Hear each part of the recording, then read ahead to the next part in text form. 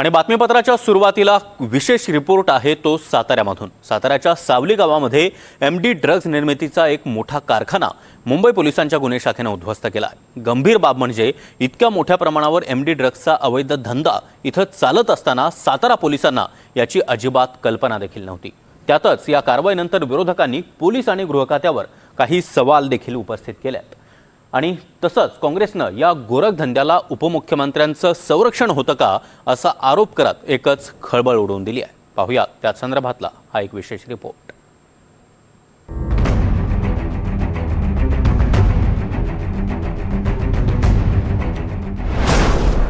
साताऱ्यात ड्रग्ज कारखान्यावर कारवाई।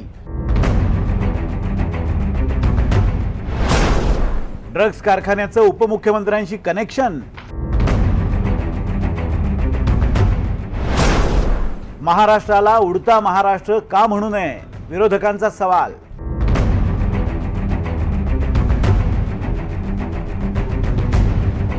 शांत आणि निसर्गरम्य म्हणून ओळखल्या जाणाऱ्या साताऱ्यात मुंबई क्राईम ब्रांचच्या पथकानं चक्क एमडी ड्रग्ज तयार करणारा कारखाना उद्ध्वस्त केलाय। साताऱ्याच्या जावळी तालुक्यातील सावली गावात चक्क एका म्हशीच्या गोठ्यात हा ड्रग्जचा कारखाना सुरू होता। गंभीर बाब म्हणजे ज्या कारखान्यातून कोट्यवधींचा मुद्देमाल जप्त करण्यात आला त्या कारखान्याचा स्थानिक पोलिसांना साधा थांग पत्ताही नव्हता। शनिवारी पहाटे मुंबई पोलिसांच्या क्राईम ब्रांचनं साताऱ्याच्या सावली गावात छापेमारी केली। म्हशीच्या गोठ्यात सुरू असलेल्या या कारखान्यात अंमली पदार्थ निर्मिती आणि कच्च्या मालाचा साठा करण्यात आला होता। या कारवाईत सुमारे 7 किलो 718 ग्रॅम एमडी ड्रग्ज आणि 38 किलो द्रव पदार्थांचा साठा जप्त करण्यात आलाय। बाजार भावानुसार जप्त केलेल्या ड्रग्जची किंमत जवळपास 15 कोटी रुपये इतकी आहे। या प्रकरणी 3 बांगलादेशी कारागीर आणि अन्य एक जण अशा 4घांना अटक करण्यात आली आहे। दिवसभराच्या कारवाईनंतर सर्व आरोपींना घेऊन मुंबई पोलिसांचं पथक मुंबईकडे रवाना झालं।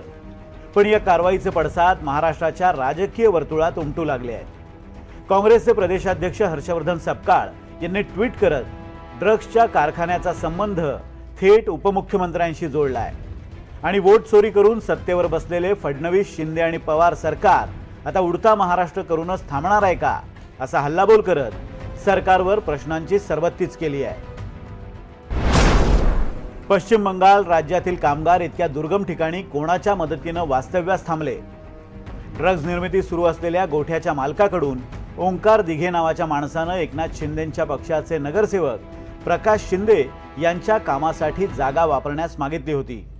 या ओंकार दिघेला ड्रग्ज निर्मिती स्थळावरूनच ताब्यात घेण्यात आलं होतं, पण मग कुणाच्या दबावामुळे त्याला सोडण्यात आलं। ओंकार दिघे हा सावळी गावात कधीपासून वास्तव्याला आहे आणि कुणामुळे तो इकडे आला। इतर जवळपास 40 कामगार या कामगारांसोबत काम करत होते, त्यांचं काय झालं? त्यांना पळून जाण्यात कुणी मदत केली? ज्याला आदल्या दिवशी 2 किलो एमडी ड्रग्जसह अटक केली तो विशाल मोरे हा अजित पवार गटाचा पुण्यातील विद्यार्थी संघटनेचा प्रमुख आहे। त्या विशाल मोरेचे ओंकार दिघे आणि प्रकाश शिंदे यांच्यासोबत काय संबंध आहेत? प्रकाश शिंदे कारवाईच्या आदल्या रात्रीपर्यंत तेजस हॉटेलवर काय करत होते आणि त्या तेजस हॉटेलचा पोलिसांनी पंचनामा का केला नाही? महाराष्ट्राला ड्रग्जच्या विळख्यात लोटणाऱ्या या गंभीर घटनेवर गृहमंत्री अजून गप्प का आहेत असा सवाल हर्षवर्धन सपकाळांनी केलाय। पश्चिम बंगालचे लेबर होते, परंतु यांना आणलं कोणी, यांना निमंत्रण कोणी दिलं इथं, यांना कामाला कोणी ठेवलं याच्याविषयी गृह खातं अजूनही दूर आहे असं वाटतं किंवा कोणाला तरी लपवत आहे असं मला वाटतं। आणि म्हणून या संदर्भात सरकारी कामात अडथळे आणणारे कोण, या बंगालच्या कामगारांना तिथं काम करण्यासाठी बोलवणारे कोण, आणि मुंबईच्या पोलिसांना साताऱ्याकडे जावं लागतं, मग साताऱ्याच्या पोलीस याला जबाबदार नाही का? हा एक प्रश्न मी आपल्या माध्यमातून सरकारला विचारू इच्छितो। गृह खातं माननीय देवेंद्रजींकडे आहे।